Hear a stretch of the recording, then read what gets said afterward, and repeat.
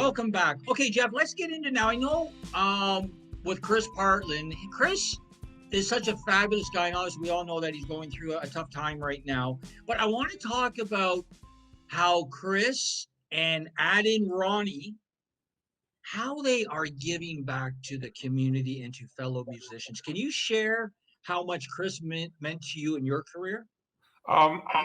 Sure. I mean, there's a video you can watch with Chris on it on YouTube. We did it a few years back. He sang backups on a couple of the songs. I think the biggest thing, first of all, he's a very lovely individual. I mean, has anything bad to say about him ever? I don't think so. Exactly. Okay, all right. So he's a very lovely guy. He's a very inclusive person. Whether you could play or you couldn't play or you couldn't do this, you couldn't do that. He never ever criticized or anything like that. And I was new, playing in front of people, nervous, all those things, and always was positive. Never gets down. Always positive.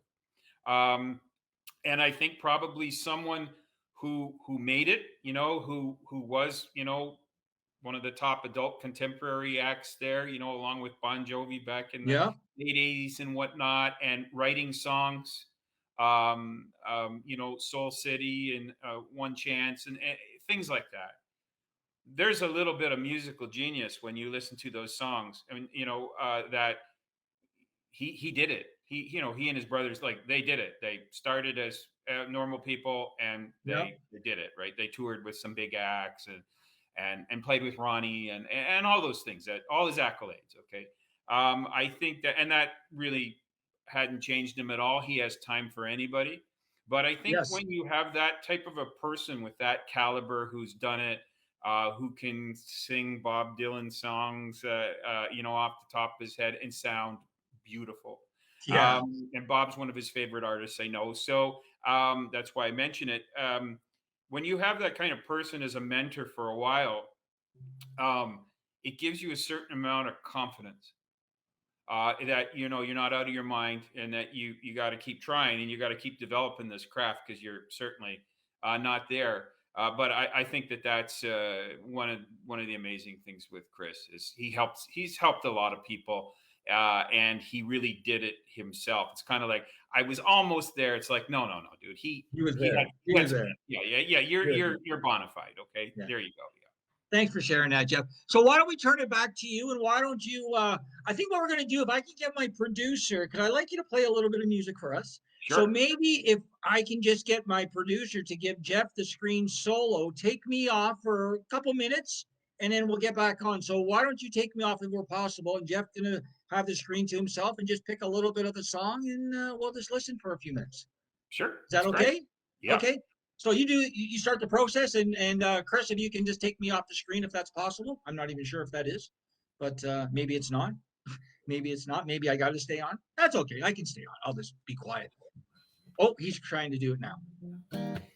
This is a new one coming out end of January, first couple weeks in February, and it's called "Growing Up Country." I'll just do a bridge and a chorus or whatever, just to give you an idea about what the song's like, but it'll give you an idea, anyways. How were we to know those golden days wouldn't last forever? None of us knew life undoubtedly would change. Time used to go so fast when we were all together. None of us knew life undoubtedly would change. And it's all just a memory. We were growing up country, living and breathing that small town growing up country. Ain't no explaining, it just felt right. Now I'm down for sitting all night, telling you what it was like to be growing up country. We were growing up country.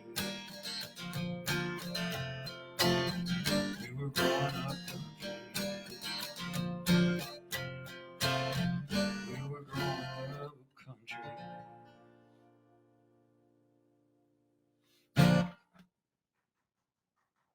That was great, Jeff. Wow, that's wonderful. I love it. Thanks so much. He even puts the word country in the song. Like, Yeah, you gotta.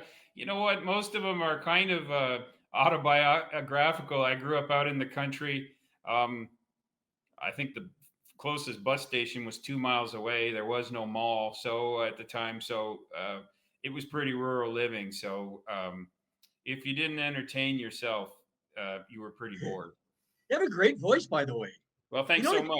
you reminded me of that song right away. Right away, it came to my head right away. Save a horse, ride a cowboy. That guy, who's that? Who sings that song? That Brooks and no, not Brooks and Dunn. Who's that? That's Bob Big Rich. And what's his name? Rich. What's their name? I'm You trying know to who I think. mean. I've had a blank. Yeah, you know who I mean, though, right? Yeah, Yeah, yeah. yeah. That your voice reminded me of that song. Well, you know Yeah, what? I'll take that as a compliment because yeah. I know um, it's new country. I know that's kind of newish. yeah, yeah, yeah. Oh, yeah, absolutely. I mean, I Yeah. like all country, and I've written a lot of traditional country songs as well. But if you're wanting to be on radio and appeal to obviously a mature audience, but some younger listeners, you kind of have to be in that genre of a newer sound. Exactly. So I kind of bridged the gap, hopefully, between the two. So you're a songwriter, Absolutely. uh, and you're a musician. So you got both the talents you want to say. You can play and you can write and you can sing. So you're a triple threat. Yeah, I guess. I just, I really, as I said, when I was ill, I think that writing about the future and the past and whatnot, you get pretty retrospective on your life, and maybe that's how it works. So if there hadn't have been the writing, then I guess maybe it wouldn't have been therapeutic, if that makes any sense.